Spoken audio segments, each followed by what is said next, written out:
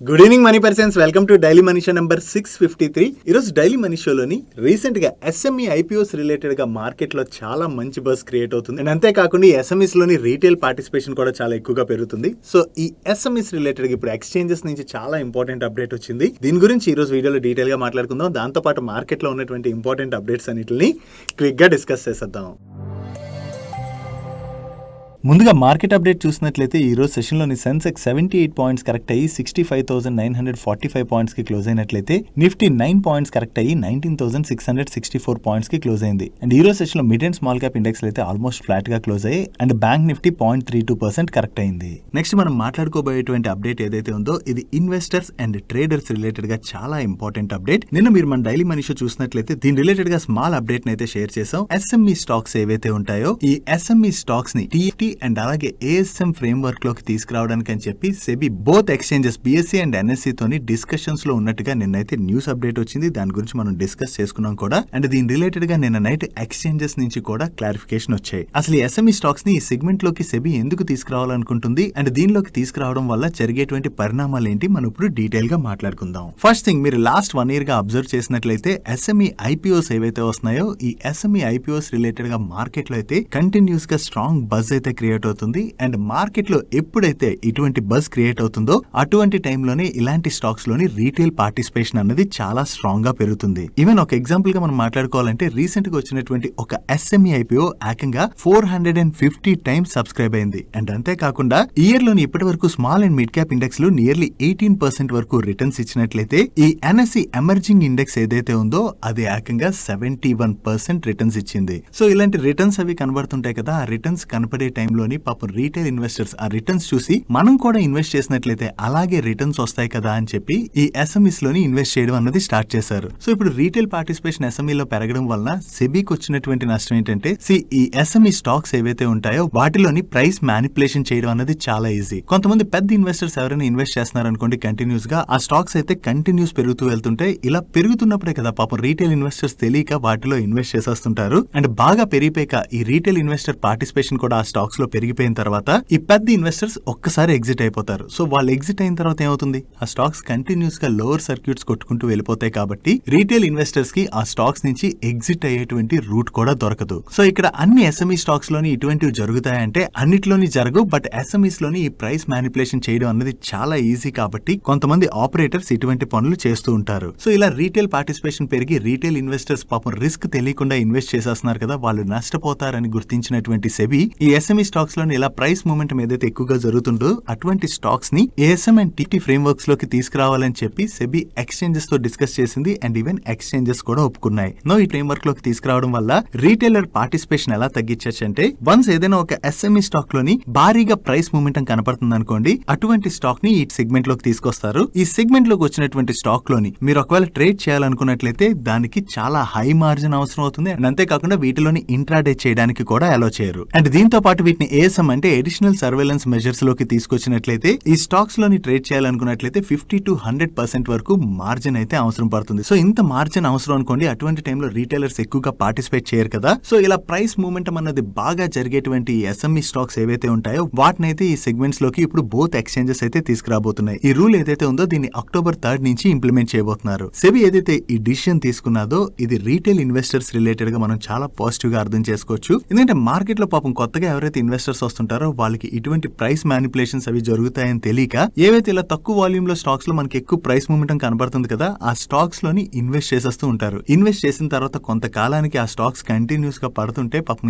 ఏం చేయాలో తెలియక వాళ్ళు ఇన్వెస్ట్ చేసినటువంటి డబ్బులు కూడా కోల్పోతారు. ఈవెన్ రీసెంట్ గా ఎస్ఎంఈ ఐపీఓస్ రిలేటెడ్ గా బాగా బజ్ పెరిగిపోతున్న టైంలో కూడా మన మనీ పర్ సబ్స్క్రైబర్స్ లో కొంతమంది ఈ ఎస్ఎంఈ ఐపీఓస్ లో పార్టిసిపేట్ చేయొచ్చా అని అడిగిన దానికి అనే మల్టిపుల్ టైమ్స్ ఈ ఎస్ఎంఈస్ లో ఉన్నటువంటి రిస్క్స్ గురించి ఆస్క్ మనీ పర్ షోలో కూడా ఎక్స్ప్లెయిన్ చేయడం జరిగింది. సో ఒకవేళ మీరు కూడా ఎస్ఎంఈస్ రిలేటెడ్ గా ఇంట్రెస్టెడ్ గా ఉన్నట్లయితే వీటిలో ఉన్నటువంటి రిస్క్ గురించి అర్థం చేసుకోండి. వీటిలో ఉన్న రిస్క్ తెలియకుండా కనుక ఇన్వెస్ట్ చేసినట్లయితే ఈవెన్ మీ క్యాపిటల్ కూడా కోల్పోయేటువంటి ప్రమాదం ఉన్నది. డైలీ మార్కెట్ లో వచ్చేటువంటి ఇటువంటి ఇంపార్టెంట్ ఇన్ఫర్మేషన్ ని మీతో డీటెయిల్ గా షేర్ చేయడానికి మన మనీ పర్స్ టీమ్ ఏవైతే ఎఫర్ట్స్ పెడుతుందో ఆ ఎఫర్ట్స్ గనక మీకు హెల్ప్ఫుల్ అవుతున్నట్లయితే వీడియోని మర్చిపోకుండా లైక్ చేయడానికి ప్రయత్నించండి. నెక్స్ట్ మనం మాట్లాడుకోబోయేది చాలా important update. RBI 2000 rupees notes ని విత్డ్రా చేసింది. ఈ అప్డేట్ అయితే మనందరికి ఐడియా ఉన్నది కదా. సో ఈ 2000 రూపీస్ నోట్స్ ని మన దగ్గరలో ఉన్నటువంటి బ్యాంక్స్ కెళ్లి ఎక్స్చేంజ్ చేసుకోమని ఆర్బీఐ అయితే ప్రీవియస్ గానే చెప్పింది. దీని యొక్క లాస్ట్ డేట్ సెప్టెంబర్ 30th, అంటే ఈ సాటర్డే తోని దీని లాస్ట్ డేట్ అయితే ముగిసిపోతుంది. సో ఒకవేళ మీలో ఎవరి దగ్గరైనా సరే ఈ 2000 రూపీస్ నోట్స్ మార్చకుండా గనక ఉండిపోయినట్లయితే వెంటనే మీ దగ్గరలో ఉన్నటువంటి బ్యాంక్స్ కెళ్లి ఆ నోట్స్ ని ఎక్స్చేంజ్ చేసుకోవడం మర్చిపోకండి. లేదంటే ఆ నోట్స్ కి ఎటువంటి విలువ ఉండదు. అండ్ తర్వాత మీరు ఎక్స్చేంజ్ చేసుకోవాలన్న ఆర్బీఐ టైం లైన్ గనక ఎక్స్టెండ్ చేయలేనట్లయితే మీరు నష్టపోయేటువంటి ప్రమాదం ఉన్నది.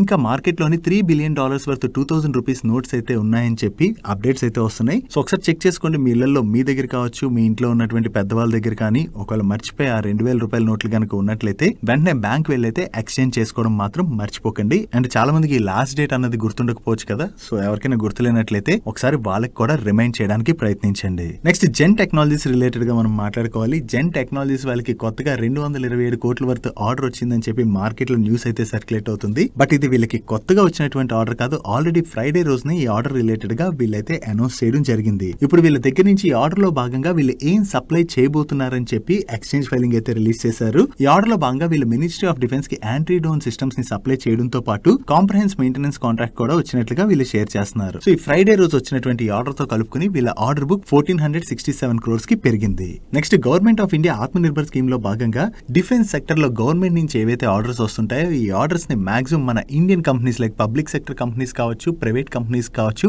వీటికే ఇస్తూ వస్తుంది. దీనివల్ల ఈ డిఫెన్స్ సెక్టర్ లో ఉండేటువంటి కంపెనీస్ యొక్క ఆర్డర్ బుక్స్ అయితే కంటిన్యూస్ గా గ్రో అవుతున్నాయి. ఈవెన్ మినిస్ట్రీ ఆఫ్ డిఫెన్స్ దగ్గర నుంచి వస్తున్నటువంటి ఆర్డర్స్ రిలేటెడ్ గా ఈ పిఎస్యూ కంపెనీస్ కావచ్చు, ప్రైవేట్ కంపెనీస్ కావచ్చు, వాళ్ళ దగ్గర నుంచి కంటిన్యూస్ గా అప్డేట్స్ కూడా వస్తున్నాయి. అండ్ ఈ స్టాక్స్ లో కూడా మనం లాస్ట్ 1 year గా మంచి రన్అప్ చూసాం. అండ్ నెక్స్ట్ ఫ్యూ ఇయర్స్ లో కూడా government of India defence sector లోని వేరే కంట్రీస్ నుంచి మన కంట్రీకి చేసుకునేటువంటి ఇంపోర్ట్స్ ని తగ్గించుకోవడానికి అని చెప్పి ఈ డిఫెన్స్ సెక్టర్ లో ఉండేటువంటి public sector companies and private companies కి ఆర్డర్స్ ఇచ్చేటువంటి అవకాశం ఉన్నదని చెప్పి లీడింగ్ రేటింగ్ ఏజెన్సీ అనేటువంటి ఇక్రా వల్ల ఒక రిపోర్ట్ ని రిలీజ్ చేశారు.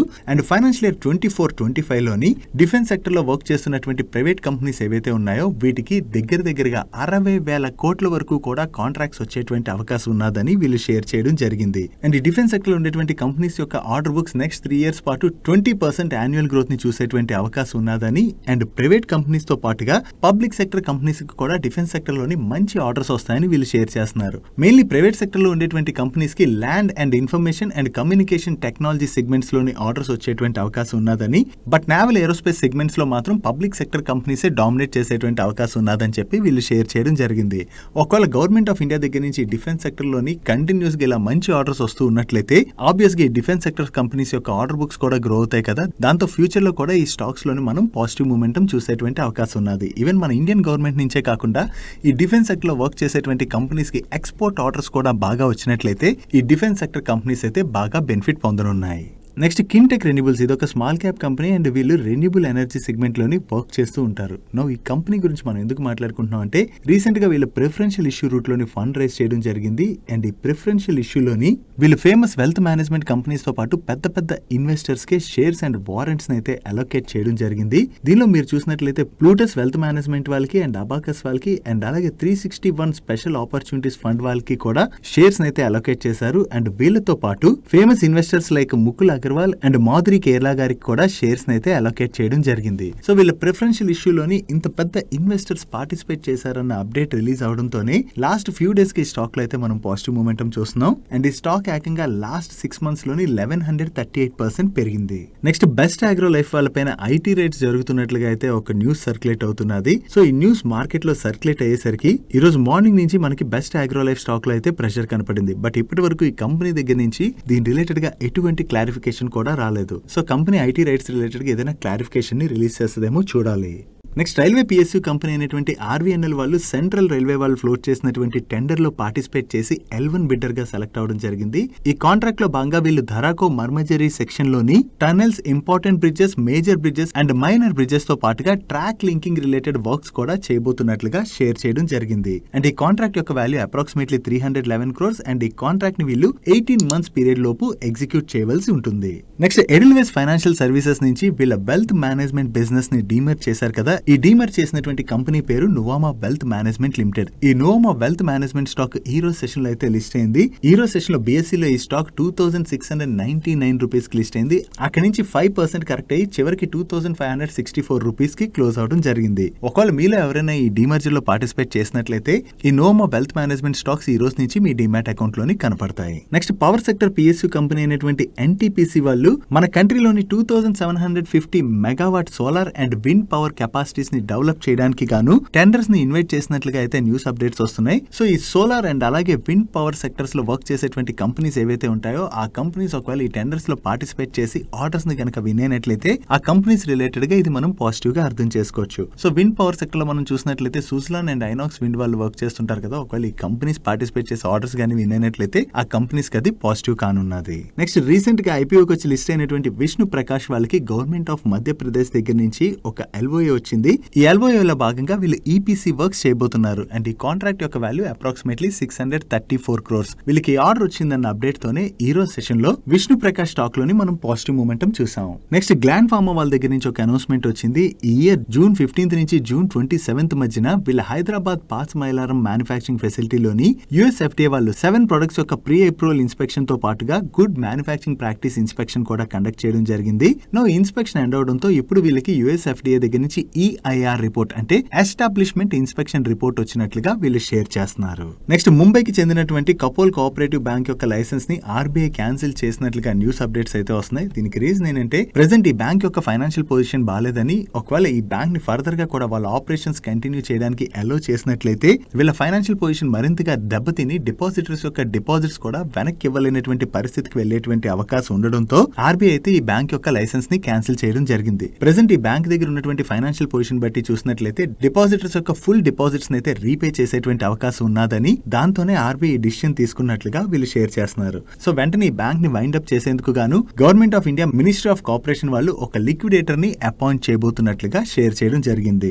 RBI తీసుకున్నటువంటి ఈ డిసిషన్ ఏదైతే ఉందో ఇది చాలా గుడ్ డిసిషన్. ఎందుకంటే బ్యాంక్ యొక్క ఫైనాన్షియల్ పొజిషన్ ఇంకా దెబ్బతిన్నట్లయితే డిపాజిటర్స్ యొక్క డిపాజిట్స్ కూడా కోల్పోయేటువంటి ప్రమాదం ఉన్నది. కాబట్టి త్వరగా వైండ్ అప్ చేసి డిపాజిటర్స్ ని కాపాడడానికి చూస్తున్నారు. కాబట్టి ఇది RBI తీసుకుంటున్నటువంటి మంచి స్టెప్ గా మనం అర్థం చేసుకోవచ్చు. నెక్స్ట్ NBFC అనేటువంటి పూనావాలా ఫిన్కార్ప్ వాళ్ళు ఇండస్ఇండ్ బ్యాంక్ వాళ్ళతో కలిపి కో బ్రాండెడ్ క్రెడిట్ కార్డ్స్ అంటారు కదా, ఈ కో బ్రాండెడ్ క్రెడిట్ కార్డ్స్ ని ఇష్యూ చేయాలనుకున్నారు. కాకపోతే ఇలా కో బ్రాండెడ్ క్రెడిట్ కార్డ్స్ అనేది ఇష్యూ చేయాలంటే వీళ్ళకి బ్యాంకింగ్ రెగ్యులేటర్ అయినటువంటి RBI దగ్గర నుంచి అయితే అప్రూవల్ రావాలి. సో ఇప్పుడు RBI దగ్గర నుంచి ఈ కో బ్రాండెడ్ క్రెడిట్ కార్డ్స్ అయితే ఇష్యూ చేయడానికి వీళ్ళకి అప్రూవల్ వచ్చినట్లుగా షేర్ చేస్తున్నారు. సో ఇప్పుడు అప్రూవల్ వచ్చింది కాబట్టి ఇండస్ఇండ్ వాళ్ళు అండ్ పూనావాలా ఫిన్కార్ప్ వాళ్ళు ఈ కో బ్రాండెడ్ క్రెడిట్ కార్డ్స్ ని త్వరలోనే ఇష్యూ చేసేటువంటి అవకాశం ఉన్నది. సో ఇది రెండు కంపెనీస్ రిలేటెడ్ కూడా మనం పాజిటివ్ గా అర్థం చేసుకోవచ్చు. నెక్స్ట్ టాటా గ్రూప్ కంపెనీ అయినటువంటి టాటా స్టీల్ వాళ్ళ రిలేటెడ్ ఒక పాజిటివ్ అప్డేట్ ఉన్నది. ఈ టాటా స్టీల్ యొక్క కార్పొరేట్ ఫ్యామిలీ రేటింగ్ ని లీడింగ్ రేటింగ్ ఏజెన్సీ అయినటువంటి మూడీస్ వాళ్ళు BA1 పాజిటివ్ నుంచి BA3 స్టేబుల్ కి అప్గ్రేడ్ చేయడం జరిగింది. For any company rating upgrade is always positive because వీళ్ళు ఫ్యూచర్ లో బాండ్స్ అవి ఇష్యూ చేసి ఫండ్ రైజ్ చేయాలని అది కూడా కొంచెం కంఫర్టబుల్ పొజిషన్ లో రైజ్ చేసేటువంటి అవకాశం ఉంటుంది. కాబట్టి ఈ కంపెనీస్ రిలేటెడ్ గా రేటింగ్ అప్గ్రేడ్స్ అనేవి మనం పాజిటివ్ గా అర్థం చేసుకోవచ్చు. సో ఇది కంపెనీ రిలేటెడ్ గా పాజిటివ్ అప్డేట్ అవడంతో ఈ రోజు సెషన్ లో మనం టాటా స్టీల్ స్టాక్ లో పాజిటివ్ మూమెంటం చూసాం. నెక్స్ట్ వెస్ట్ ఆఫ్రికన్ కంట్రీ అయినటువంటి గ్యాబన్ లోని 12th సెప్టెంబర్ రోజున పొలిటికల్ అన్సర్టనిటీ అయితే క్రియేట్ అయింది. దానికి రీజన్ ఏంటంటే అక్కడ ప్రెసిడెంట్ ఎవరైతే ఉన్నారో ఆయన రీఎలెక్ట్ అవడంతో అక్కడ లోకల్ ఆర్మీకి అది నచ్చక ఆ కంట్రీని ఆర్మీ అయితే కంట్రోల్లోకి తీసుకుంది. సో ఇటువంటి పొలిటికల్ అన్సర్టనిటీస్ అవి ఏవైతే క్రియేట్ అవుతాయో దాంతో ఆ కంట్రీలోని మ్యానుఫ్యాక్చరింగ్ యాక్టివిటీస్ అవి నిలిచిపోతాయి కదా. సో మన ఇండియన్ కంపెనీస్ లోని ప్లైవుడ్ మ్యానుఫ్యాక్చరింగ్ కంపెనీస్ ఉన్నాయి కదా, వాటిలో కొన్ని కంపెనీస్ కి గ్యాబన్ లోని మ్యానుఫ్యాక్చరింగ్ యూనిట్స్ ఉన్నాయి. అండ్ దీని గురించి మనం ఆ టైంలో డిస్కస్ చేసుకున్నాం కూడా. దీని రిలేటెడ్ గా GREENPLY ఇండస్ట్రీస్ వాళ్ళు ఇప్పుడు అప్డేట్ చేస్తూ వెస్ట్ ఆఫ్రికా గ్యాబన్ లో ఉన్నటువంటి అనిశ్చిత పరిస్థితులు ఏవైతే ఉన్నాయో వాటి వల్ల ఇప్పటి వరకు వీళ్ళ మ్యానుఫ్యాక్చరింగ్ యాక్టివిటీ అయితే నిలిచిపోయిందని, కానీ ఇప్పుడు వీళ్ళ మ్యానుఫ్యాక్చరింగ్ ప్లాంట్ లోని టెంపరీగా అయితే కొంచెం ఆపరేషన్స్ స్టార్ట్ చేసాము. అండ్ లోకల్ ఏవైతే లేబర్ యూనియన్స్ అవి ఉన్నాయో వాటితో కూడా డిస్కషన్స్ లో ఉన్నాం. త్వరలోనే ఈ డిస్కషన్స్ ఒక కొలిక్ వచ్చి కంప్లీట్ గా ఆపరేషన్స్ అయితే స్టార్ట్ చేసేటువంటి అవకాశం ఉన్నట్టుగా షేర్ చేస్తున్నారు. సో వీళ్ళ మ్యానుఫ్యాక్చరింగ్ యూనిట్ లోని తిరిగి ఆపరేషన్స్ కనుక స్టార్ట్ అయినట్లయితే వీళ్ళ మ్యానుఫ్యాక్చరింగ్ యాక్టివిటీ అన్నది స్టార్ట్ అవుతుంది కదా. సో అది కంపెనీ రిలేటెడ్ గా మనం పాజిటివ్ గా అర్థం చేసుకోవచ్చు. చూడాలి ఎంత త్వరగా వీళ్ళు ఇక్కడ ఉన్నటువంటి ఇష్యూని రిజాల్వ్ చేసుకుంటారు అన్నది. నెక్స్ట్ ఫార్మాసిటికల్ కంపెనీ అయినటువంటి మ్యాన్కైండ్ ఫార్మా వాళ్ళకి రాజస్థాన్ ఉదయ్పూర్ లో ఉన్నటువంటి మ్యానుఫ్యాక్చరింగ్ యూనిట్ లోని ఈ 25th సెప్టెంబర్ రోజున మ్యానుఫ్యాక్చరింగ్ ఆపరేషన్స్ అయితే స్టార్ట్ చేసినట్టుగా వీళ్ళు ఇన్ఫార్మ్ చేస్తున్నారు. సో ఈ మ్యానుఫ్యాక్చరింగ్ ప్లాంట్ లో మ్యానుఫ్యాక్చరింగ్ అన్నది స్టార్ట్ అయింది కాబట్టి వీళ్ళ ప్రొడక్షన్ పెరుగుతుంది అండ్ అలాగే వీళ్ళకి అదే రేంజ్ లో సేల్స్ ఉన్నట్లయితే అది కంపెనీ రిలేటెడ్ గా పాజిటివ్ కానున్నది. నెక్స్ట్ సలాసర్ టెక్నో ఇంజనీరింగ్ వీళ్ళు టెలికమ్యూనికేషన్ అండ్ పవర్ ట్రాన్స్మిషన్ కి కావాల్సినటువంటి advance monopoles and solar models ని మ్యానుఫ్యాక్చర్ చేస్తూ ఉంటారు. ఈ సలాసర్ టెక్నో వాళ్ళు ఉత్తరప్రదేశ్ లో ఉన్నటువంటి జింక్ గ్యాల్వనైజేషన్ ప్లాంట్ లోని ఆపరేషన్స్ అయితే కమెన్స్ చేసినట్టుగా చెప్తున్నారు. ఈ ప్లాంట్ యొక్క capacity per annum 96,000 metric tons. ఈ ప్లాంట్ లోని ఆపరేషన్ స్టార్ట్ చేయడం ద్వారా వరల్డ్ కి కావాల్సినటువంటి క్వాలిటీ అండ్ డిమాండ్ కి తగ్గట్లుగా ప్రొడక్ట్స్ ని మ్యానుఫ్యాక్చర్ చేసి సప్లై చేయబోతున్నట్టుగా వీళ్ళ మేనేజ్మెంట్ కామెంట్ చేయడం జరిగింది. వీళ్ళ కొత్త మ్యానుఫ్యాక్చరింగ్ ప్లాంట్ లోని ఈ ఆపరేషన్ స్టార్ట్ అవడం అన్నది కంపెనీ రిలేటెడ్ గా మనం పాజిటివ్ గా అర్థం చేసుకోవచ్చు. దీంతోనే ఈ రోజు సెషన్ లో సలాసర్ టెక్నో స్టాక్ లో మనం పాజిటివ్ మొమెంటం చూసాం. That's it for today's daily మనిషి. ఈ రోజు డైలీ మనిషిలో మేము షేర్ చేసిన ఇన్ఫర్మేషన్ మీకు నచ్చినట్లయితే వీడియోని లైక్ చేయండి అండ్ ఈ video me friends and family members helpful అవుతుంది. ఈ వీడియోని వాళ్ళకి షేర్ చేయండి. అండ్ మీరైతే ఫస్ట్ టైం మన మనీ పర్ ఛానల్ కి వచ్చి ఛానల్ ఇంకా సబ్స్క్రైబ్ చేయలేనట్లయితే ఇటువంటి ఇంట్రెస్టింగ్ వీడియోస్ ని రెగ్యులర్ గా ఫాలో అవడానికి ఇక్కడ ఛానల్ లోగో మీద క్లిక్ చేసి ఛానల్ సబ్స్క్రైబ్ చేస్తూ పక్కన ఉన్న బెల్ ఐకాన్ లో ఆల్ నోటిఫికేషన్స్ యాక్టివేట్ చేసుకోండి. నేను చంద్రశేఖర్ పత్రి మరొక ఇంట్రెస్టింగ్ వీడియోతో కలుద్దాం. Good night.